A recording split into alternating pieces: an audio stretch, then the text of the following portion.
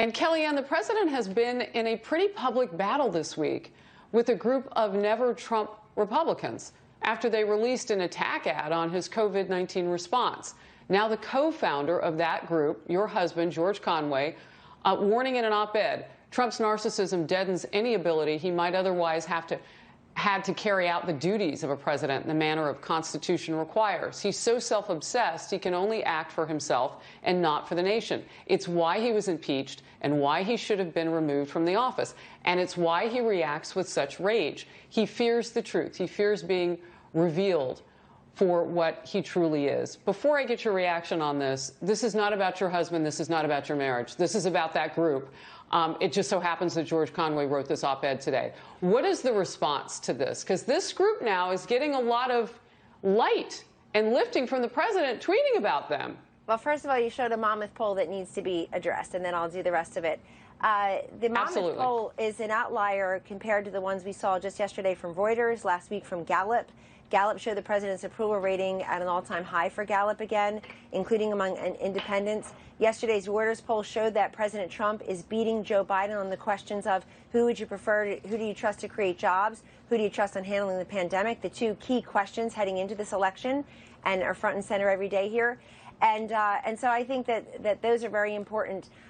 It certainly is about my husband, or you would have quoted other people in the group, particularly all the other ones who are political consultants and never achieved what I achieved, which is success as a presidential campaign manager. Well, quite frankly, Rick Wilson's was a little too blue for our taste. I didn't want to read that on the air, but you're right, there are others, but this one was clean. Right, I can't even say I've seen it. But to my point, they've all failed. They never succeeded the way I did as campaign manager. And they never got their candidate where my candidate got. He's president of the United States, mostly because of what he did in the vice president. They were our two greatest assets. But let's be honest here. The other thing is that I think if I were the Trump campaign, I would worry most about the $65 million that American Priorities has already booked in ads. That's been all over the news. I don't see you writing that because I guess whoever's running American Priorities' wife doesn't work at the White House and isn't on your show right now. So we can't play that game. But that's a $65 million investment. The president didn't tweet about them, though. And again, Kellyanne, with all due respect, and you know I respect you, this is about lifting up a group, though. Do you chance losing some of the moderates by doing this? I mean, ignore them. Why? I do. That's great advice. I sure do. Because I have a job to do here. I work for the country. But the president isn't ignoring them. Mostly he does. Once in a while he doesn't. But he also wanted to expose, I think, a number of the people in that group who, act like they're so dignified and holier than thou and everyone when they should also, nobody ever says what their track record is. They made tons of money in the campaigns, nothing close to what I made, much less, because we had the Trumpian campaign under-resourced, understaffed. We had to figure it out. We had the connective tissue with the voters.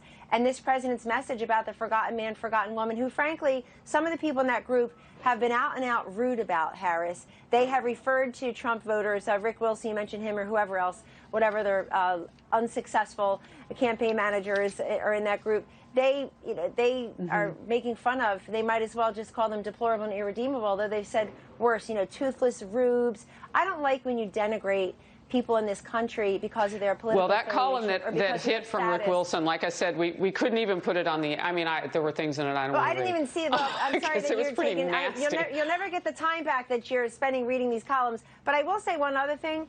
Just because people have a Twitter feed and the president has a Twitter feed doesn't make them the president. We have one at a time, and he happens to be President Donald J. Trump. Another thing I'll just say quickly is people all the time in op-eds and on that's Twitter why it got so much attention, because the president tweeted at them.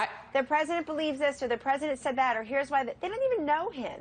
So I think you giving anybody elevating people's opinions or projections or wishful thinking about somebody that they don't know or that they hardly know, somebody, the president, who's otherwise available every single day to the press to answer questions, I would also and maybe he'll be asked about it.